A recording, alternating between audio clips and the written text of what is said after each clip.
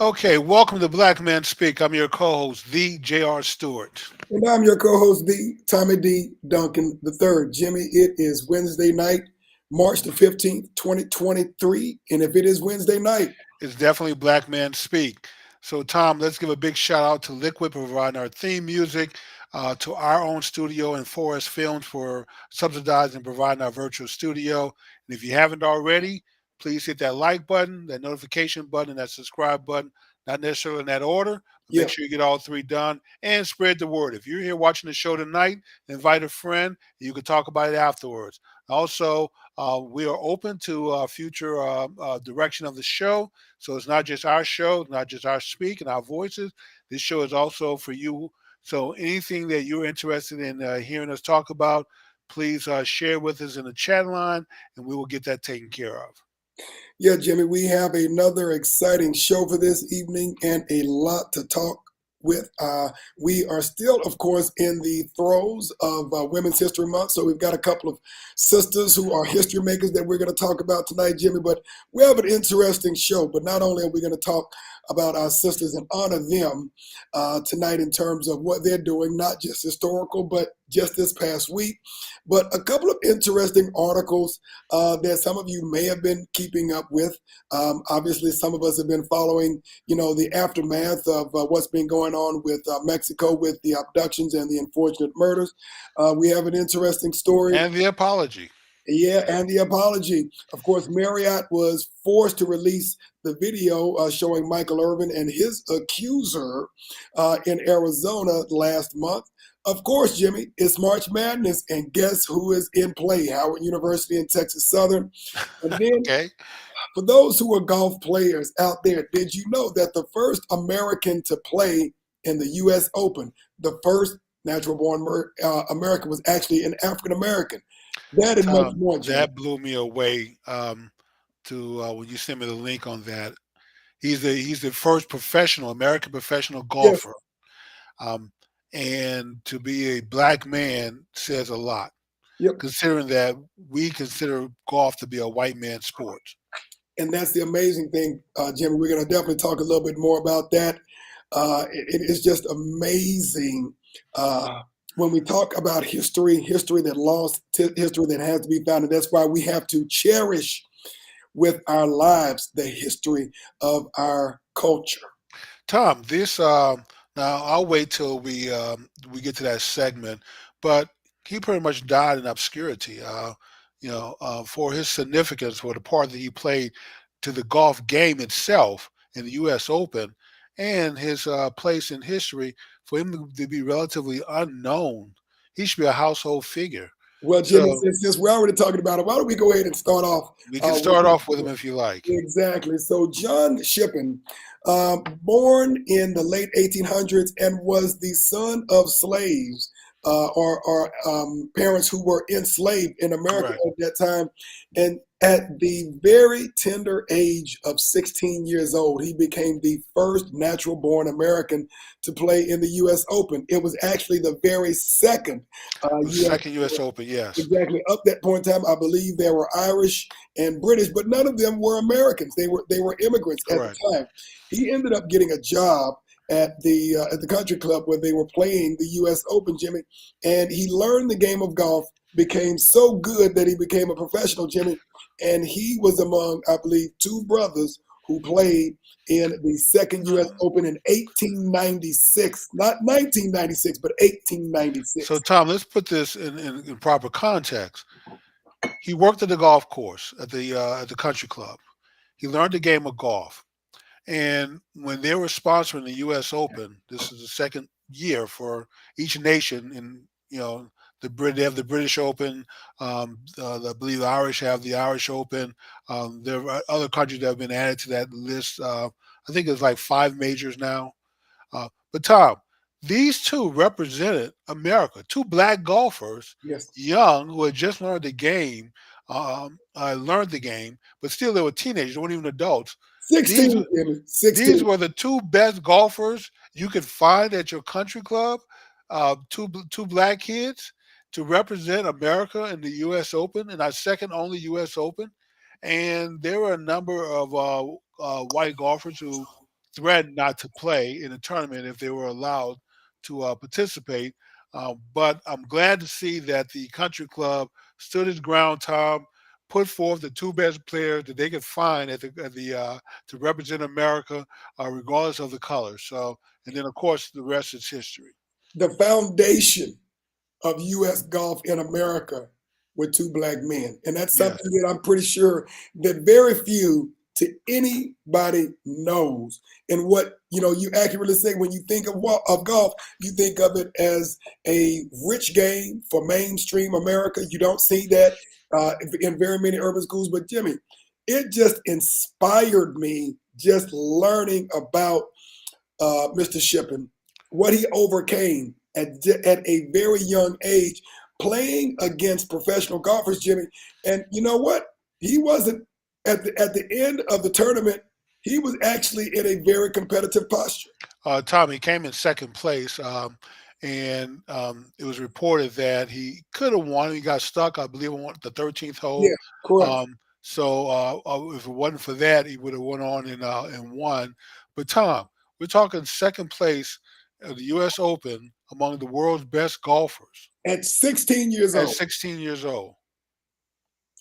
So, Jimmy, I think we do have a video clip that. Yeah, let's get that queued up, Tom. Do you want to cue it up, or you want me to see if I can grab it? Okay, let's see what we can find here for our viewing audience. Give me just a second. I think I have it queued up here. Opened at Shinnecock Hills in 1896. Shippen would go on to play in 6 more U.S. Opens and become the head pro of the country's first African-American golf club. His story has been largely forgotten, but now, 55 years after his death in 1968, a group of dedicated individuals are fighting to keep his legacy alive. We've got these untold stories from more than 100 years ago that are still seeing the impact. Understanding the historical significance of the location, the first owned and operated African-American country club, as well as the location of John Shippen. The first American golf professional, because prior to that, only Scottish and Irish people played golf. He was the first American, and he happened to be an African American.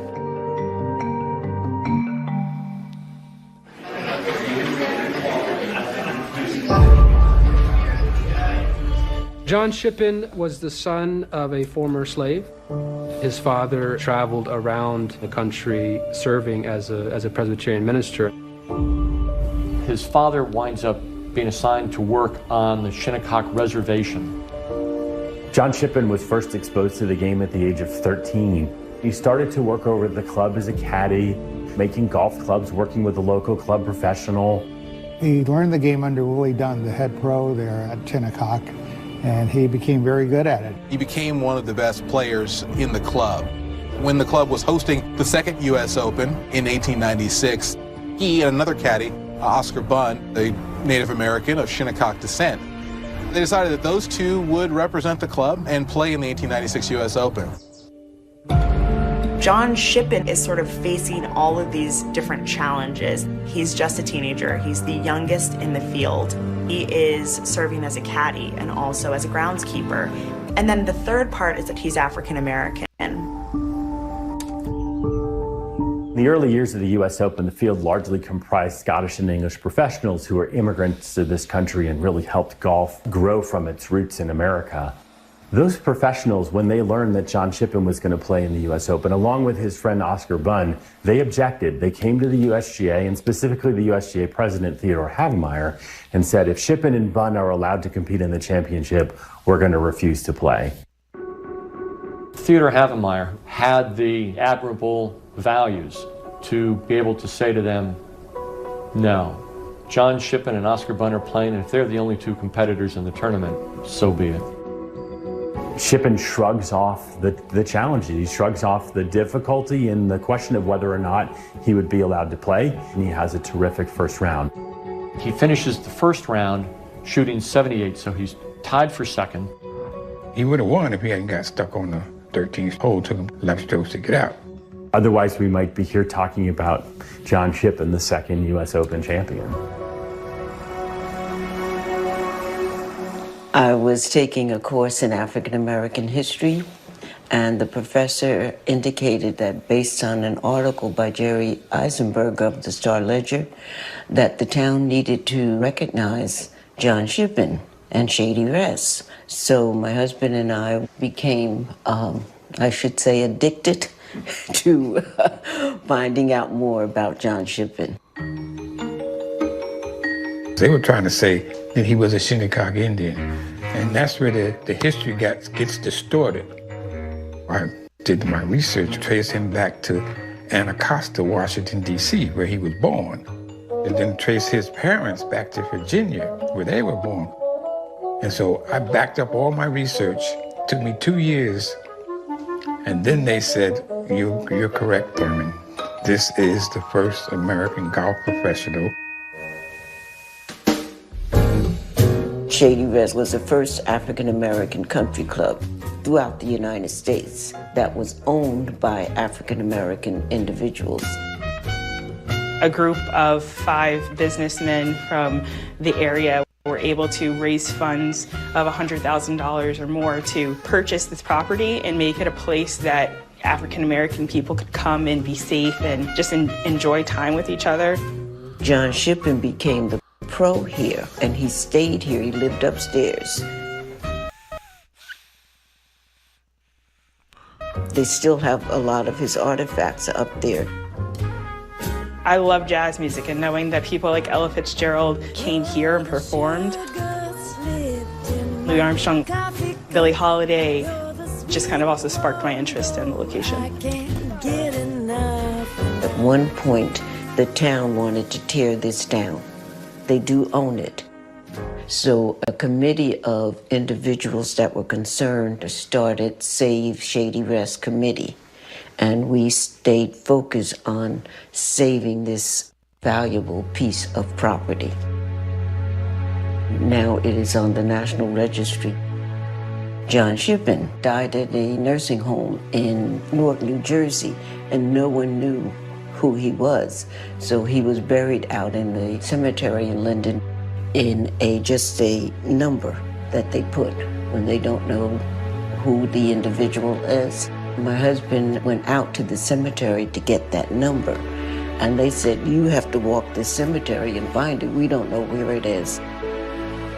We did a fundraiser so that we can put an appropriate headstone. When you look at diversity, equity, inclusion in golf, it really all starts with Mr. John Shippen, his story and his legacy.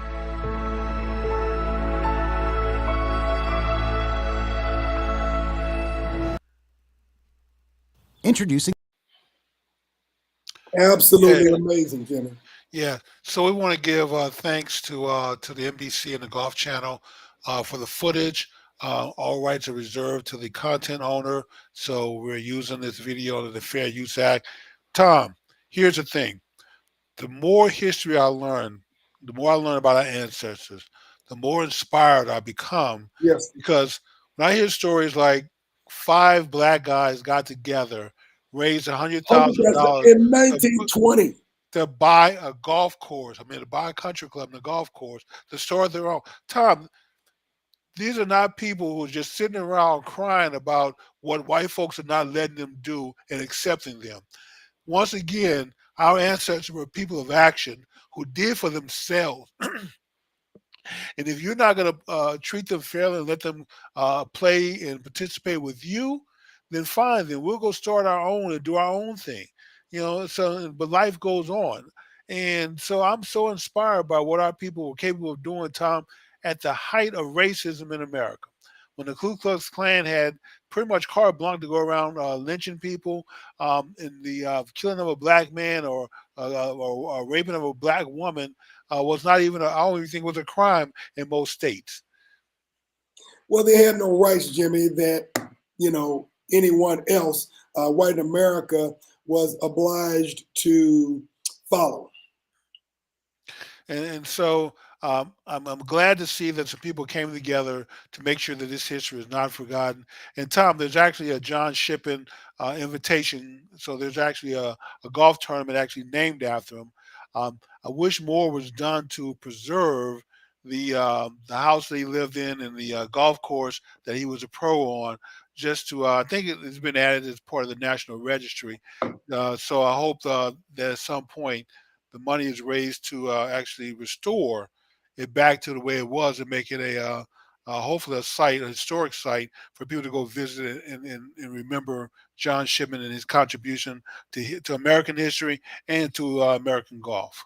Yeah, Jimmy. I mean, I was just very stunned in a very positive way and tickled pink to learn about this story, especially when you consider the narrative of golf. And we have seen historically so few African American golf players, in any tournament, growing up, much less now. But to think about the obstacles that this brother had to overcome in the late 1800s at a young age, and he was literally among the best golfers at the age of 16 at that time, and to literally, lead the front for America. And then, the inspiring story of the Shady Rest Golf Club as well. I thought that was quite interesting that, $100,000 in 1920. That's a lot of money, Tom. I don't know what that would be right now, Jimmy, but that is not a small amount of money now, much less then. Yes. And so, Tom, here's the other thing is that, we have a habit of delineating and separating things in America. We tend to sometimes focus on things as part of black culture, part of white culture, and, that's theirs and this is ours. But the reality is, Tom, is that those are not hardcore lines anymore. I don't know how you can look at golf ever again and think that this is a white man's sport when John Shippen and his friend made such a contribution to the early stage of golf in America. Yeah. So we need to totally change the way that we look at this and stop looking at things as ours and theirs when we don't understand our contribution to what we consider theirs. I would agree, Jimmy. And before we move any further, we're about 20 minutes into the show. We'd like to, of course, welcome everybody out. Thank you, Brother Asar, for joining us this evening. We know that you are supporting us out there. And so we would also ask that everyone else who is watching, again, hit that like button, hit that share button, hit that subscribe button, and join the chat line. We'd like to hear your thoughts and what you say, what you think about the show and the video in particular, because, this is just a stunning story, Jimmy. And carrying into that, what I just discovered probably within the last couple of weeks is the 67th president of the U.S. Golf Association and the first African-American president of the U.S. Golf Association was just elected this year. Fred Propal, interestingly enough, I know this brother. He is a fraternity brother of ours from the Bahamas originally. His family is from the Bahamas, but he is the CEO of the Beck Group, which is an architecture firm. Went to school here in the DFW area at University of Texas, and played on the Bahamian national basketball team, and I believe also ran track. And so he was an extremely sharp brother, young growing up, has really done a lot of great things in the community, Jimmy, and now he is the first African-American president of the U.S. Golf Association. And so I think we have a video of him. We do, Tom. We're going to get that. You left out something, Tom. His mother worked at the country club, and, as a cook. Correct. And then I believe that somehow he was lucky enough to get involved in a scholarship program from professional the country club put together to raise money to allow young kids to go to college. And then the rest is, how they say, history. So let's get that clip queued up, Tom, and share with the watching audience. All righty. In my hometown of Nassau, a group of golfers at a very exclusive club, the Lifer Key Club, where my mom worked as a cook, thought that all of the goodness they were experiencing behind those gates, that they should share some of that goodness outside of the gates.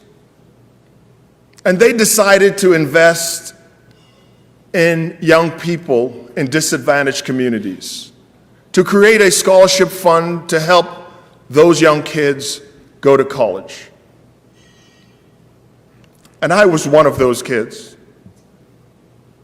Imagine how that changed my life. Imagine if every golf club, if every golfer would just choose to mentor one kid. What a difference we could make. In this country, we talk way too much about what separates us and not enough about what unites us. In golf, we are a community of golfers. And when we decide to walk the fairways together, we are making a commitment not just to play the game, but to live our lives together. My mentors in golf have also been my mentors in life. There are far too many to name, but I would be remiss if I did not acknowledge one who is in the room with me today, Bob Dedman.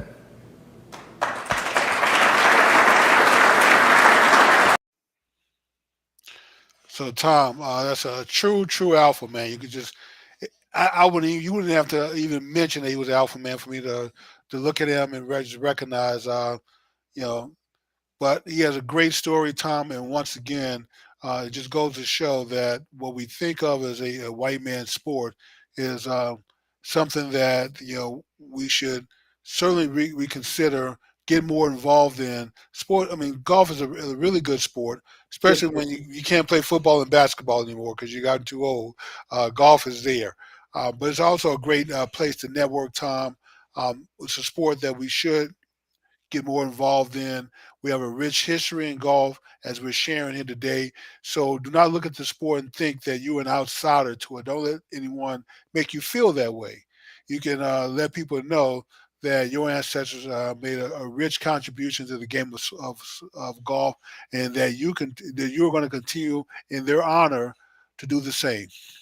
I would agree with you, Jimmy. And the sport has been overwhelmingly white historically, but we have seen that the foundation of this sport, at least in this country, started out with a black man and a Native American. And, understanding that we always have to embrace and look at the history as to the whys of what's happening in America. It's, I believe, a matter of time before this sport becomes more diversified. One thing we do know for any of you out there who play sport, you got to have a little money, to play the sport. But at the end of the day, if you look at the growth and the health of the game, it has got to become more diversified, just like other sports, in order for it to reach a broader audience and in order for it to live. And I'm just very proud to see that Brother Paul has come from very humble roots and a very humble background, has done exceptionally well in his career and in life, and is hopefully going to be very visible in the sport of golfing, so that a lot of young emerging students, both young men and young women, will understand that this is a sport for everybody, not just folks in wealthy neighborhoods, but anybody can come from and be successful in this sport as well. Well, Tom, when I did have a corporate job, I could tell you I took up golf in order to get promoted, and it worked. So it was a way to get out there with some of the big wigs, to get recognized and get your name, in their head. So if you want to get recognized, sometimes just be working hard and doing a great job. Sometimes it's not always enough. Sometimes you need the added edge of being in the inner circle, and golf is one of those ways to get into the inner circle. You're right, Jimmy. And we'd like to thank Miss Audrey K. Booker for joining us this evening. And we expect that we'll have a couple of other folks who are joining us as well. But, all that being said, is we are here to share insight and history and our culture and to unify our community, Jimmy. And, something like this instills a lot of pride in us individually and collectively, Jimmy. And so it is right about halfway through. So, again, congratulations, Brother Paul. We wish you the best. We're here for you. Wish you the best, yes. Exactly. And hopefully what you're going to pour into this sport and being the face of this great sport will hopefully influence young people for generations to come. Yes, I agree. All right, Jimmy. Well, let's talk a little bit about women's history, since it It is. is Women's History Month, Tom. Black Women History Month. So we will definitely be committing a sin if we didn't at least feature somebody from a woman from Black history. Yeah, Jimmy. And so, of course, the great Harriet Tubman, who I don't think there's anybody who is alive to a certain degree, doesn't understand her history, the influence that she's had on this country as a whole, and our community in particular, Jimmy. I think this is hopefully someone that everybody knows and somebody reads about. But we wanted to take a few minutes, Jimmy, because I believe you found a video just to reinforce the importance of the great Harriet Tubman in our community and on this great nation, and quite frankly, the world, Jimmy. Well, Tom, it wasn't just a video we found. This is actually produced for us by Forest Films. Nice. Okay. Men Speak actually owns this video. So, but yeah, let's get it queued up, Tom, and then we can talk about it on the backside of it. Sounds good.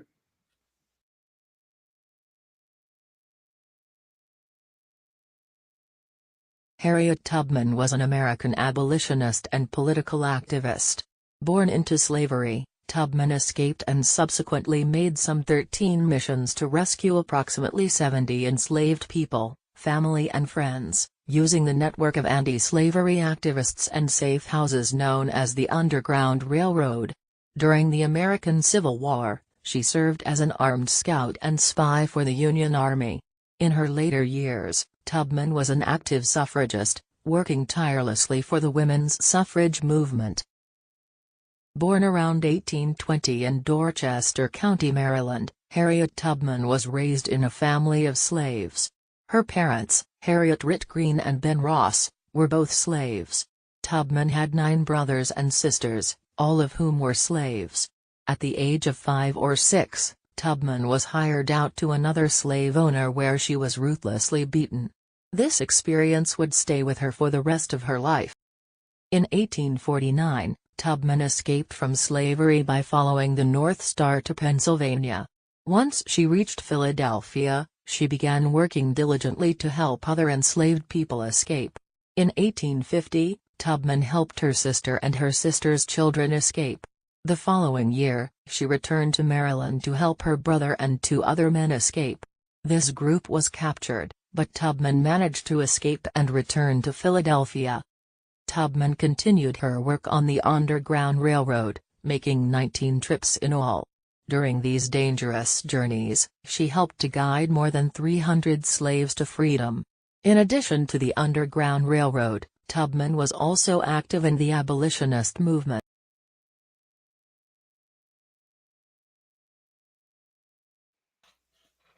Okay, short clip on Harriet Tubman. So one of the things that is not included in the video, Tom, is that she was actually married to a freed slave. Her first husband actually was a craftsman, and he worked with wood. And he was able to basically earn his freedom at some point from working odd jobs and saving money up and buying his freedom. But when she came back after escaping slavery, she came back to try to, see if he wanted to escape with her. Mhm. And he had remarried. She had been gone for a short period of time, and he had taken on another wife. But he decided he was going to stay on the plantation rather than, because he was free, I guess. He didn't have the weight of slavery on his back anymore. But it's amazing that he would still choose to stay on the plantation, Tom, even as a free person, rather than escape with his wife to freedom. But she was able to go back and get a lot of her family out of slavery. Some of her family members that were not able to escape, eventually were freed via with the proclamation from Lincoln that ended slavery in America, and after the Civil War. But she ended up retiring and dying in upstate New York, where she had a farm with all of her family with her. So eventually, she was able to get her family to freedom, which is one of her goals in life, and to help others escape slavery. And yeah, and then on top of that, I probably should have added more about her war experience, Tom. 'Cause I don't think anyone ever talks about her experience Yeah, as a as a scout. scout. Yeah. She was able to get the Union Army, sneak them into Confederate territories because she knew all of the backdoor ways to get into the South, without being detected. So, and that gave the Union Army a huge advantage when attacking the Confederates, Tom, by backdooring them or attacking from the rear of the formation. So, uh, great American hero, Tom. Not enough. I know she's mentioned doing slavery, but her whole life is not explained fully outside of just the Underground Railroad and her helping, slaves escape to freedom. But her life was much more than just that. She also fought for women's right during the women's suffrage movement, and for the nation in the military as a scout. So It's interesting that you bring that up, Jimmy, and you're exactly right. She is a national hero. I mean, if you understand what was going on with the Civil War at that time and the impact that she made on that, she had a very complicated life. She lived probably the equivalent of several lives yes. within her lifetime. And one of the things that she is well known for is that of the hundreds of thousands of people that she was able to get out of enslavement, that she could have probably, saved hundreds of thousands of more if they understood that they were actually enslaved. Yes, Tom. That's one of her statements is that she could have saved more people, Tom, except they didn't realize they were enslaved. They had no concept of freedom. So the life that they were born into, in the system that they found themselves in, and social constructs that they were living with, that's just the way life was. They knew no other way of life. So trying to convince them that we need to leave here, leave our home, leave our master, leave our jobs, these poor conditions, and go somewhere where we have to start over, was a little scary for some. Well, Jimmy, it was the devil that you know. And unfortunately, as unbearable as enslavement was, there were a lot who probably, Jimmy, had a comfort zone being in slavery as Oh opposed yes. to entering into the unknown with something that they did not know. And so as a result, ultimately the fear of going into the unknown prevented a lot of folks from actually going out dealing with the fact that they're going into a place that might mean freedom, but some places they didn't know. Well, Tom, one other little tidbit of information is that Harriet Tubman carried a pistol with her. Yes. And so the pistol wasn't necessarily for the slave trackers. The pistol was, once we start this journey, you can't lose your nerves and decide you're going to run back and reveal our routes here and what we're Correct. doing and where our stash house, safe houses are located. Because it puts them So, at risk. huh? It puts them at risk. Yes, it puts the whole system at risk. So she carried a pistol to make sure that once you start this journey with me, you're going to continue on one way or the other, or your part of the journey is going to stop right here. But going back is not an option. You're correct, Jimmy.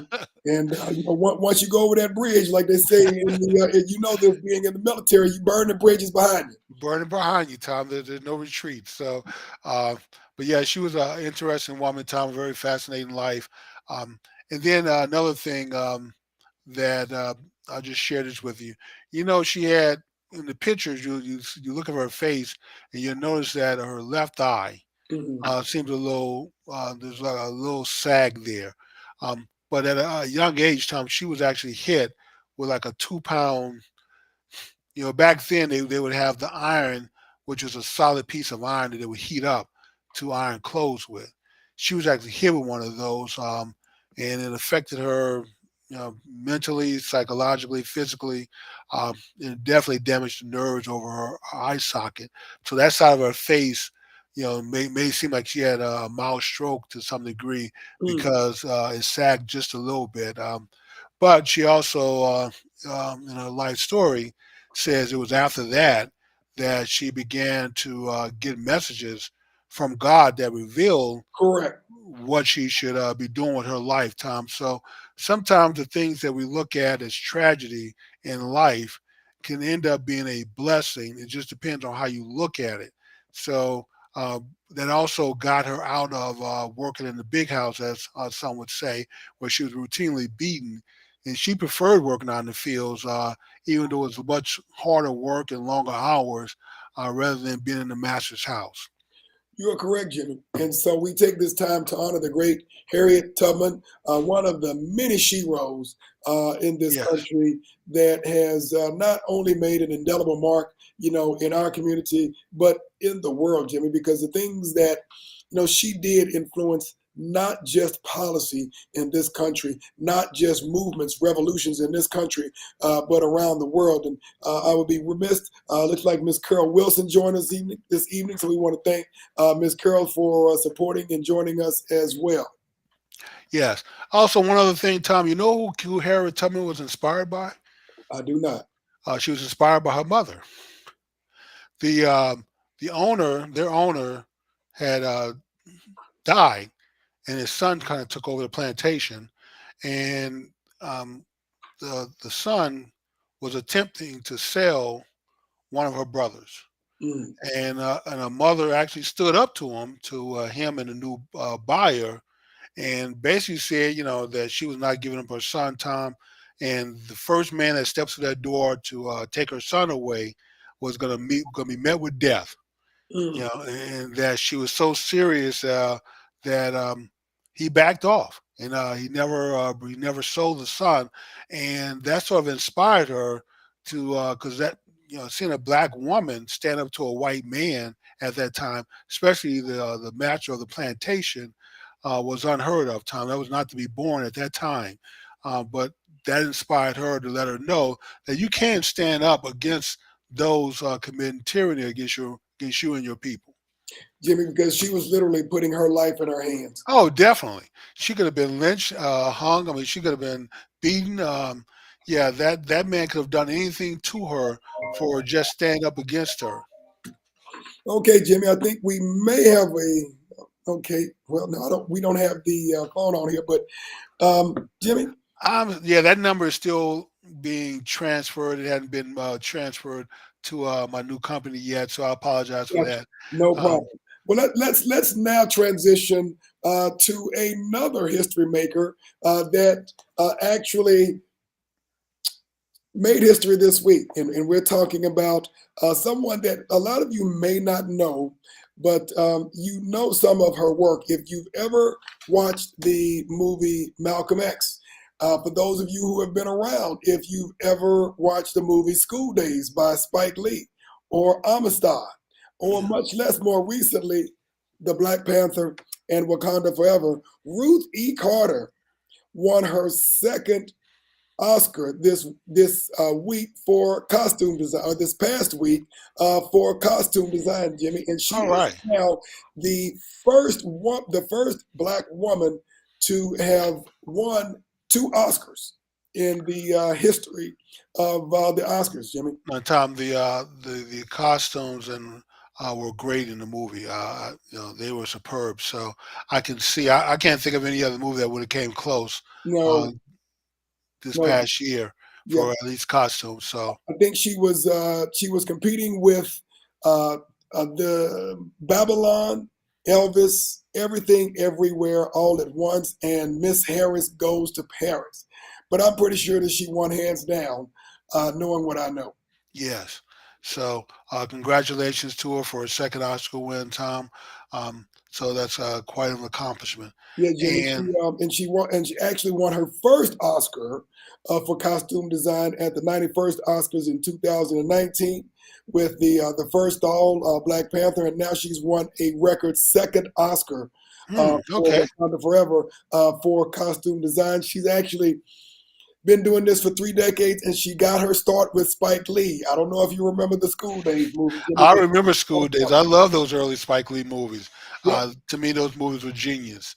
I wish Spike would bring them back. So, Yep. So she is the first Black woman to win 2 Oscars, and she's done again movies such as Black Panther and Wakanda Forever, Malcolm X, Selma, Amistad, and our condolences to her family, Jimmy. She just lost her mother, who was 101 years old. Oh wow, long liver.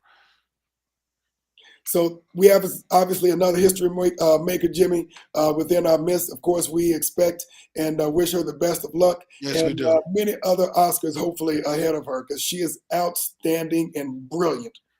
Well, Tom, also it just points out that we need to be more active in that industry.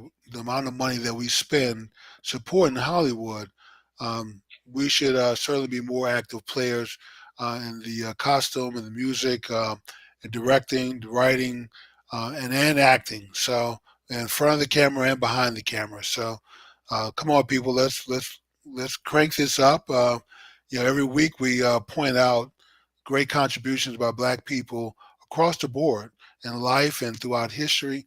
So if there's anybody out there who thinks that your life isn't worth anything, that you're not going to be allowed to live out your dream or pursue your dream, that it's not. One of the messages that you should get from this show is that you can do whatever you put your mind to. The only one that can stop you from doing something in life is you. So go out there and find your piece of happiness and your greatness wherever that takes you. You're correct, Jimmy. You are correct. So let's go ahead and move on to our next story, Jimmy. This one kind of has a little bit more political intrigue, Jimmy, of course, as several of us have been monitoring over the last month or so. We had 4 Americans, brothers and sisters for that matter, who were abducted in Mexico, and 2 of them, unfortunately, Jimmy, were murdered. And this past week, something very interesting happened. One of the Mexican cartels actually found 5 guys, handed them over, and then apologized for what happened, which I thought was pretty interesting. Yeah, Tom, they have a they have a policy, believe it or not, the cartels and the government. The government has pretty much put the word out that you're not to touch Americans, and the cartels sort of understand that because if you attack Americans in Mexico, you open the door for the DEA to come in, for the military to come in. I don't think this administration would actually respond in that fashion, but you don't want tension to build. And let's say the next administration, who may not be as soft and forgiving as Joe Biden is, may use that as a political excuse or a weapon against Mexico. So it looks like the government and the cartels are conscious that they don't want to do anything to disrupt business, because they're making billions down at that border. And so killing of Americans bring too much attention, negative attention. Now, they don't mind killing Mexican nationalists, because that sends a message that they're not to be played with and not to be interfered with. But don't kill Americans, because those crazy gringos may actually decide to come down there and do something about it, and that's the last thing we need. So, well, Jimmy, I was actually a bit surprised at the speed of the response. I think that the United States could have been more ferocious about their response to it. But Jimmy, if these young people looked a little bit different, I'm very. Oh, it would have been, Tom. I would be very curious as to what the United States response would have been if these kids weren't from our community. What their response would have looked like, Jimmy. And at the end of the day, what they're trying to do, the Mexican and President Obrador, I believe is his last name, is don't mess with the money, don't mess with the flow of money. Right. And that's always been, the cartel's sort of belief, even going back to El Chapo and some of those cartel leaders. They've always said, just stick to making money. Don't do anything that interferes with that. So all these shootings, back and forth, bodies in the street, all that does is brings unwanted attention, although there are some cartels still fighting for territory and control of certain cities and activity. But for the most part, the sentiment is don't do anything to bring unwarranted attention to the business. Don't do anything to interfere with that. So just let's all just find a way to make money and get along and keep our beef behind closed doors. So, yeah, I was very surprised, Tom, that they turned over the 5 people I who were was too. responsible, apologized for it. But all that says is that the billions of dollars that we're making down here is worth more than the 5 people that did this crazy, stupid act, and that we don't want things to change. So you guys can continue to come down here to Metamoris, cross that border. You'll be safe because the word is out now that you're not to be messed with. Yeah, we will definitely see what happens. I thought it was some pretty interesting articles that I saw with the president saying within the last couple of days that Mexico is actually safer than the U.S.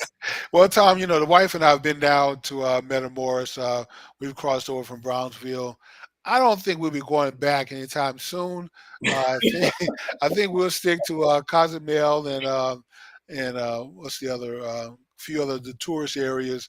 So, but Metamoris is an interesting city. We enjoyed our time down there, and I'm sorry that this is going on down at the border. But yeah, we haven't been down back to the border in years because of the border violence. You're right, Jimmy, and ultimately they understand that it's not just the money that Mexican immigrants are to Mexico in the order of billions of dollars. Tom, that's the number one industry. It's $1 billion. But when you look at the number of Americans who go to Mexico for inexpensive vacations, who continually prop up and feed their economy, Jimmy, they don't want to mess that up. And so it really does come down to dollars and cents. Well, tourism is the second leading industry in Mexico. Oil is third. And expat sending money back is number 1. Gotcha, Jimmy. And we will go ahead and move on to our next story, but we'll continue to monitor that, and we will see what happens with those, whether they actually were the ones who were responsible for the abduction or the murder or not. They had to throw something out there just to get people calm. Well, Tom, I'm pretty sure that, if they serve any jail time at all, I'm pretty sure they'll be rewarded once they come out of jail. Because else, if the cartel really wanted to punish them, could have just killed them. Yeah, said, hey, you're the 5 people that are responsible. We took care of it. There's a bullet in the back of their head. Just throw them in the grave and move on in life. So yeah, we'll see how that play out. Good deal, Jimmy.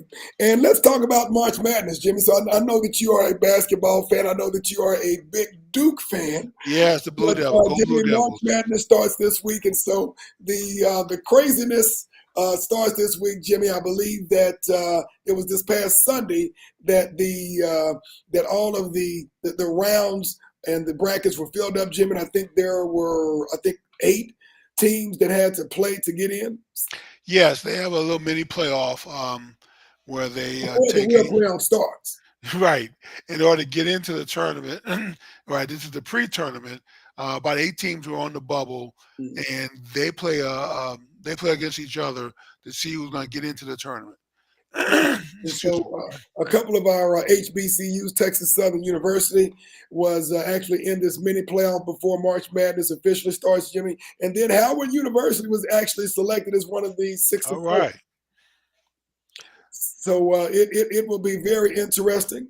Again, with everything that's going on over the last couple of years, of course, with Jackson State and it getting all of this exposure, and really it is up to us in our community to continue to invest in and lift up and make sure that our HBCUs are strong, because when it comes to a lot of our kids, historically, it was the only option that our community had to go to school. Obviously, we know a lot more kids are going to state schools, private schools, and things of this nature. But it is in our interest as a culture of people that we keep our HBCUs strong.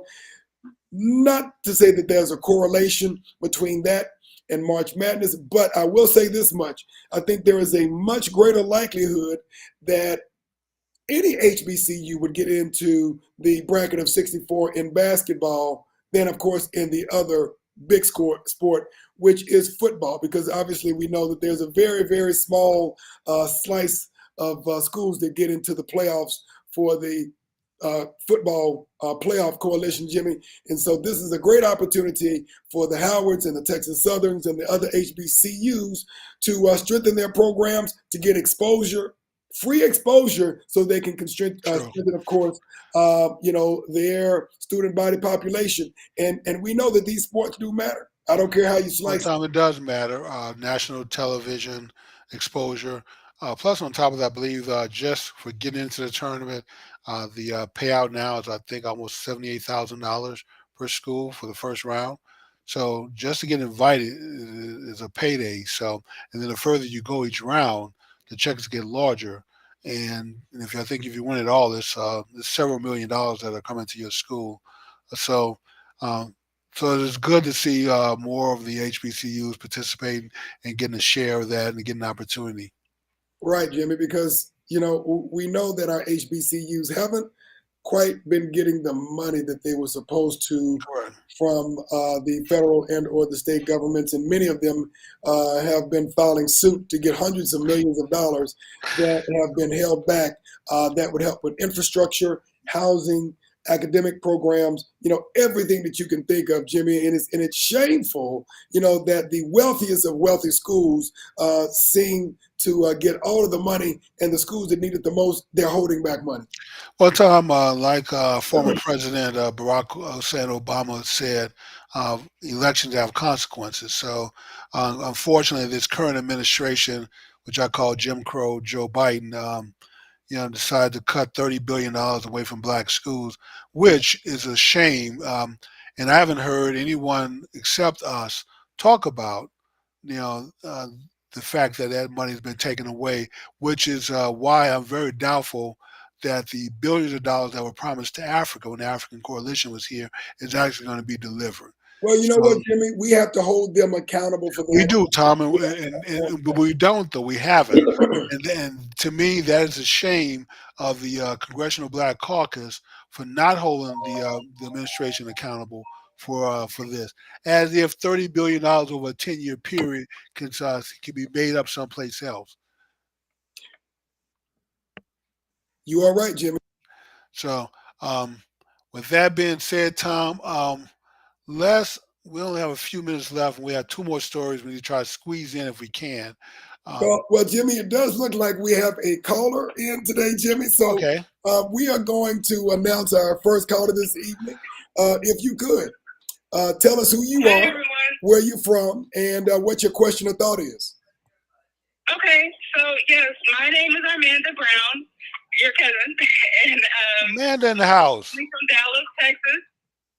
And my question is, just to kind of add on to the whole Joe Biden administration concerns, I guess I have, is that why more people other than your avenue is not talking about how the Fed and the administration appear to be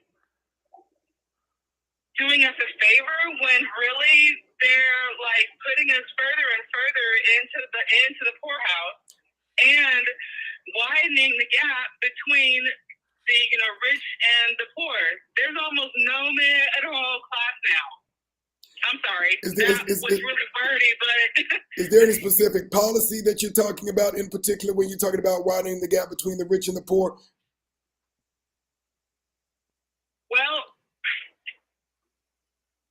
namely all these quote unquote jobs that are supposed to be creating, but they are creating like the below minimum wage. Right, low paid service jobs. Working class jobs. Yes, low paid service jobs. Gotcha. Very, very, very good point. And, I find it interesting that you bring that up. We look at what just happened within the last week or so, Jimmy, with the SVB Bank. As course, anybody who's been paying attention to what's going on in the news, yes. and you look at this bank that really was a servicer to extremely wealthy people, and it went under, and somehow, Jimmy, the regular people like us, we're up to $250,000 in the bank, but these people who have millions and millions of dollars in the bank somehow got exempted from this rule. Yes, Tom. So with Silicon Valley Bank, basically billions of dollars, and in loans to what do they call it, these woke companies. Um, and so when we go to the bank to try to get a business loan, they want to know your feasibility study, your marketing plan, your business plan, how you're going to pay this money back. Uh, who knew, Tom? All you had to do was come with some far left, environmental, business that you're going to clean up the ocean, pick up plastic, and all of a sudden you get all the money that you want. And then when the bank goes under, because they're making loans to businesses who have no ability whatsoever to really pay the loans back, they just come with a world peace story. You're gonna feed the hungry. We're gonna, clean up the world. We're gonna solve homelessness. And okay, well, here's all the money that you need. So, and then when the bank goes under, Tom, the government is there to step in to not just ensure deposits up to 250,000, because there are a lot of tech owners, wealthy people who have hundreds of millions of dollars in deposits in this bank, and they decide rather than let those people lose their money, to just totally restore them.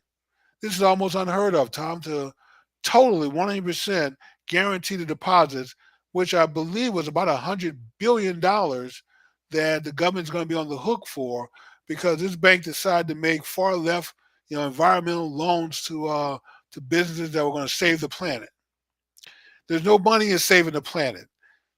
So for those who are taught that the capitalist system is bad, well, maybe it is. Maybe there are some people who don't benefit from a capital system, but unfortunately, right now, it's the best system, financial system for lifting people out of poverty, providing goods and services that we've ever come up with. And so all of the socialist, Marxist, communist programs that are out there have not worked. They do not work, and they will not work, no matter how much time and money you keep putting into it. And so Tom, this is a affront to people who are struggling, trying to come up, who are being redlined and in the banking system. And we've heard the stories. Or black businesses certainly do not get their fair share of money for economic development, but yet these far left programs, these loons, can go out there and get billions of dollars on ideas that have not grounded in reality, as far as making a business out of this and being able to pay these loans back. And then when the bank goes under, the government is there not to prop up lending to black folks and say, okay, well, your heart was in the right place. I know you're trying to do the right thing. No, they're going to prop up a bank that were making loans to these environmental causes, all these social causes. Yep, Jimmy. And why don't we do this, because we are just about out of time. Ms. Brown, we appreciate you calling in. Are there any other thoughts or questions that you currently have before we close out tonight's program? Yeah, well, yes. About the movement in the Fed or whatever, do you feel that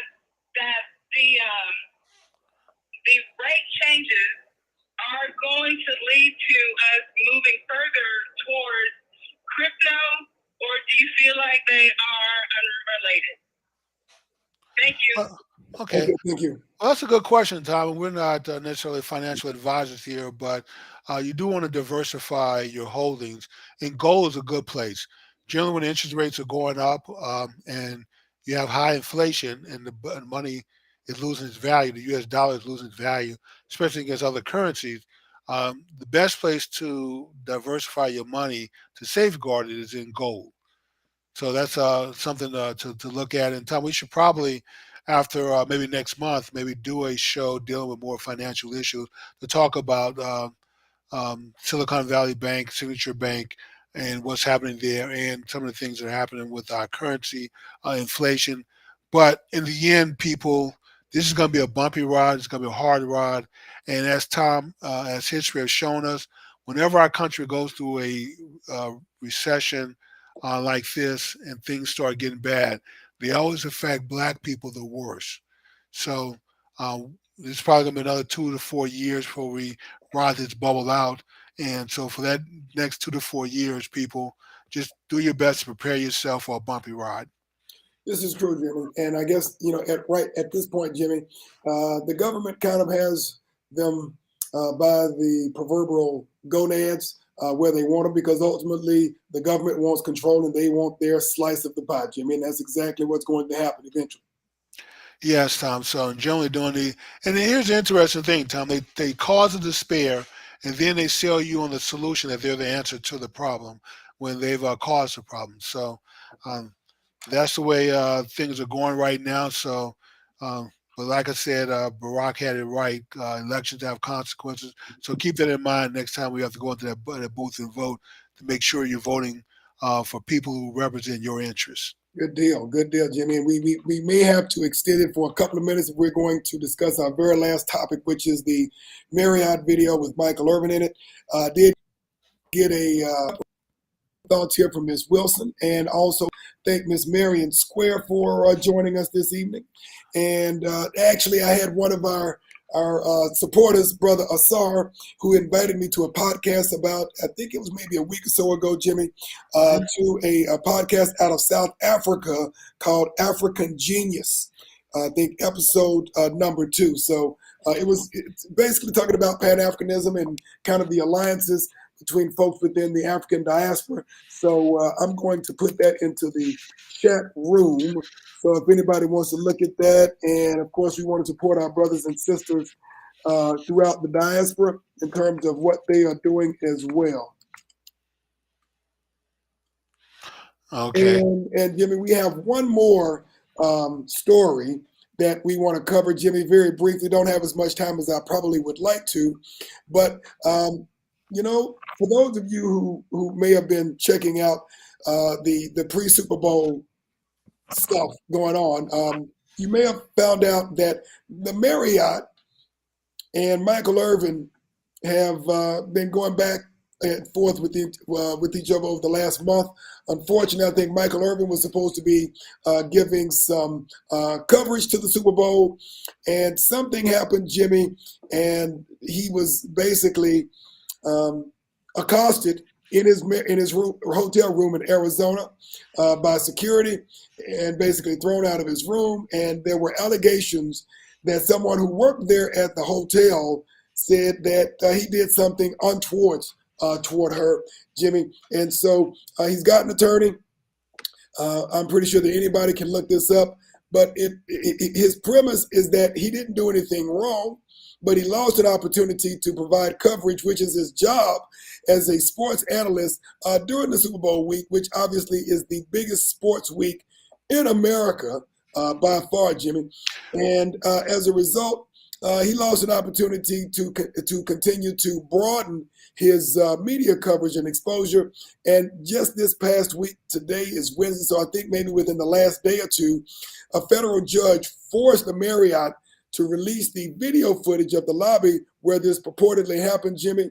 And I'm kind of scratching my head as to what the big deal was about, because really it just showed Michael Irvin with someone who obviously was working there at the hotel. They seemed to have a conversation for a couple of minutes.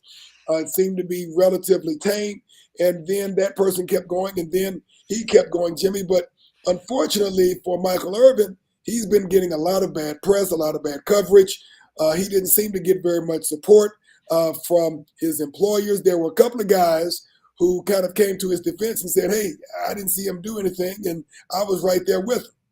Right, Tom. So I think the video evidence has proven that that he didn't do anything untoward towards a young lady. I believe she was working at the time, and a manager was chastising her for maybe spending too much time entertaining customers, engaging with customers, as opposed to working. And I don't know what her motivation was, but I believe then she sort of spun up a tale that he had somehow did her wrong in some form or fashion. But I hope that Michael Irvin actually expand the lawsuit that he's filed, not just against her and the Marriott, Tom, but against Roger Goodell and the NFL, because they jumped to conclusion without any kind of investigation, without any check to get his side of the story. Pretty much fired him from Super Bowl coverage, which impacted his reputation, which impacted his paycheck. So I hope he expand the lawsuit, and I'm glad that he's standing up for his right, Tom, because this is not how things are supposed to go. Obviously he was set up, he was a target, and so I'm glad that he's standing up for his rights and fighting back. You're right, Jimmy, and I think this is a very, very sad commentary as to what can happen to anybody, but in particular, black men in this country who, again, quite frankly, that's not to say that he's blameless throughout his entire life, but if you look at the video footage, and Marriott had to literally be forced to release this video. Tom, they didn't want to release it because they knew that they were wrong at that point. Once they looked at the video themselves, they realized they got the story all wrong. They jumped to conclusion, which they shouldn't have done. So you certainly don't want to release video that's going to incriminate you. So you're going to try to fight that and to keep it out of court for as long as possible, especially in the public view. It's one thing if you're trying to settle this and put some kind of non-disclosure agreement in place where you can say, well, you don't admit to any wrongdoing, so we're just going to pay him to get rid of this. But when the video is out there in the public view and people can really see for themselves that what he's saying is correct and how wrong the Marriott was, I mean, it takes a while to overcome that, Tom, image-wise. Right. It becomes a PR nightmare while this is in the news cycle, and it's going to affect people in their choice of which hotel to stay in. They may decide, that, hey, just to support, be on the side of righteousness, we're going to boycott or avoid going to the Marriott. You are absolutely correct. And we'd like to welcome Miss Celia Reese. Thank you for joining us this evening. And Miss Marion Square says reputation. And your reputation is your brand, and your brand is your money, Jimmy. And unfortunately, in this case, nobody seemed to come to his defense except for maybe a few guys who probably didn't even know him that well, who were in the Marriott at that time. His employers didn't come to his defense. He was guilty until proven innocent, Jimmy. Well, Black Man Speak came to his defense, Tom. You are correct. But I'm talking about at the time that all of this happened. And, even other analysts, they were just extremely quiet. Right. But this is where, Jimmy, we talk about this pretty regularly. When as a community of individuals, a community of Black people, whether you're talking about Black Men Speak, the NAACP, the National Urban League, our Black churches, this network of organizations, we have to protect our own because I think we understand that nobody else is going to come to our support but us. And, we have a legal system purportedly that says that you're innocent until guilty. But when it seems to come to Black men, unfortunately, in too many cases, we are guilty until we are found innocent. And so I do wish him the best of luck.